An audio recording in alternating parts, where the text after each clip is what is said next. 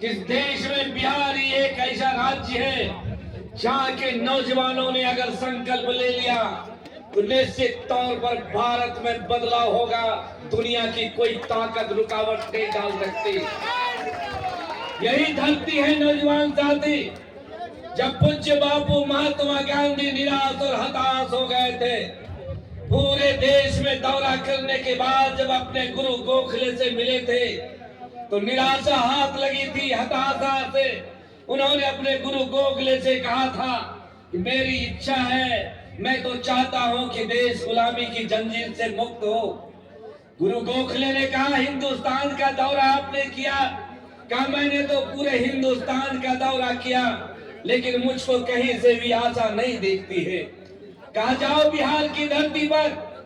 और वही पूज्य बापू महात्मा गांधी जब बिहार की धरती पर आया और बिहार के नौजवानों ने जब साहस और भरोसा दिया, वही जाकर के गुरु गोखले से गांधी ने कहा कि पूरे देश का दौरा तो किया, लेकिन बिहार के नौजवानों में वो साहस और ताकत है, बिहार की धरती में वो ऊर्जा है कि ये जंग आजादी की लड़ाई लड़ी ही नहीं जा सकती है, बल्कि जीती ही जा सकती है। और यहीं से गुलामी की जंजीर को तोड़ने का संकल्प लेकर के बिहार से पूज्य बापू महात्मा गांधी गए थे।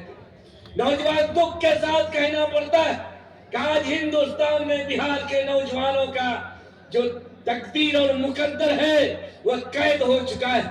आज क्या कारण है? कर्नाटक, केरल, तमिलनाडु, असम, बंगाल, बम्बई, महाराष्ट्र, दिल्ली का नौजवान भौसी के खेतों में काम करने नहीं आता। लेकिन क्या वजह है, क्या कारण है? जिस बिहार ने इस देश को आजादी दिलाने में अगुवाई किया, उसी बिहार के नौजवानों में से आज 1,50,00,000 नौजवान जिसके हाथों में काम करने की ताकत और क्षमता है, वो बूढ़े बाप को छोड़कर, बूढ़ी माँ को छोड़कर, जवान पत्नी को छोड़कर, बिलखते हुए अबोध बच्चे को छोड़कर दिल्ली और पंजाब की सड़कों पर दर-दर की ठोकर खा रहा है, दुत्कार खा रहा है। दूसरे राज्यों में दुत्कारा जाता है, लेकिन नौजवान साथी 17 महीने के अंदर ही तेजस्वी यादव की सोच, उन्होंने सोचा हम बिहार के नौजवानों को बिहार में रोकेंगे। और यही वजह है कि 17 महीने के अंदर आपने देखा होगा 72 दिनों के अंदर हिंदुस्तान का यह पहला राज्य है, 72 दिनों के अंदर उन्होंने 5.5 लाख नौजवानों के हाथों में नौकरी दिया। संकल्प तो 10 लाख देने का कि अगर बीच में उन्होंने घोषणा किया था अगर मुझको मुख्यमंत्री की ताकत आप नौजवानों ने हाथों में सौंपा तो मैं 10 लाख नौजवानों को नौकरी दूंगा।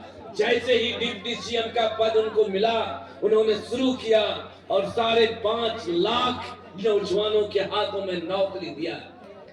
नौजवान साथी, मैं आपका अधिक समय जाया नहीं करना चाहता हूं और इसी साजिश के तहत, इसी षड्यंत्र के तहत सरकार में बैठे हुए लोगों ने समर्थन वापस लिया। लगा दिल्ली की सरकार को ये 35-36 साल का नौजवान बिहार के नौजवानों को रोकना चाहता है, बिहार में रोकना चाहता है। अगर बिहार का नौजवान बिहार में रुक गया तो फिर दिल्ली ठप हो जाएगा, हिंदुस्तान का विकास रुक जाएगा। बिहार इस तरह से पिछड़ा गरीब राज्य है कि आज जाइए दिल्ली में, मुझको तो एमपी बनने का भी सौभाग्य प्राप्त हुआ। मैंने देखा दिल्ली के एम्स में 60-65% नौजवान बिहार के लोग जाते इलाज कराने के लिए। बिहार में कोई इलाज का साधन नहीं है, इसीलिए तो माननीय नेता तेजस्वी यादव ने घोषणा किया है कि पढ़ाई, दवाई, सिंचाई, कमाई, सुनवाई और कार्रवाई की सरकार चाहिए। और एक तरफ जो धाराएं चल रही है मनुवादी धाराएं, दूसरी तरफ अम्बेडकरवादी धारा है। ये मनुवादी व्यवस्था लाना चाहती है, ये चाहती है कि देश में अनपढ़ गंवार जाहिल लोग रहे, ये चाहती है कि बिहार के नौजवान दर-दर की ठोकर खाता रहे। और शिक्षा के संदर्भ में भी कई वक्ताओं ने बताया है केंद्र सरकार ने जो नई शिक्षा नीति लाई है उससे स्पष्ट हो गया कि गरीब लोग, बेसहारा लोग, निर्बल लोग अपने बच्चों को शिक्षित नहीं कर पाएंगे। नौजवान साथी, आप होनहार हैं, जयप्रकाश नारायण यादव को आप अच्छी तरह से जानते हैं। ये जब केंद्र में मंत्री बने थे तो पूरे देश ने इनके कामों की तारीफ की थी। मैं दावे के साथ कह सकता हूँ, जयप्रकाश नारायण यादव अच्छा और सच्चा नेता है, निर्विवाद नेता है, बेदाग नेता है, गरीबों का नेता है। इसलिए मैं आपसे यही आग्रह करना चाहता हूँ, निर्भीक होकर के, निसंकोच होकर के, निडर होकर के लालटेन छाप पर बटन दबाइए, ताकि तेजस्वी यादव ने जो सोचा है, जो सपना है कि मैं युवकों को नौकरी दूंगा, युवकों को रोजगार दूंगा, बूढ़े माँ बाप को सम्मान दूंगा, बच्चों का भविष्य उज्जवल होगा, इस भविष्य बच्चों के भविष्य के लिए आप निश्चित तौर पर जयप्रकाश नारायण यादव जी को अपना जो उम्मीदवार है उनको एमपी बनाएं। और आप एमपी बनाएंगे तो निश्चित तौर पर बांका का विकास होगा, द्रुत गति से विकास होगा। इसलिए उस मनुवादी विचारधारा के लपड़े में, चपड़े में पड़ने की कोई जरूरत नहीं है। ना सर झुका के जियो, ना सर छुपा के जियो, ना सर झुका के जियो, ना सर छुपा के जियो।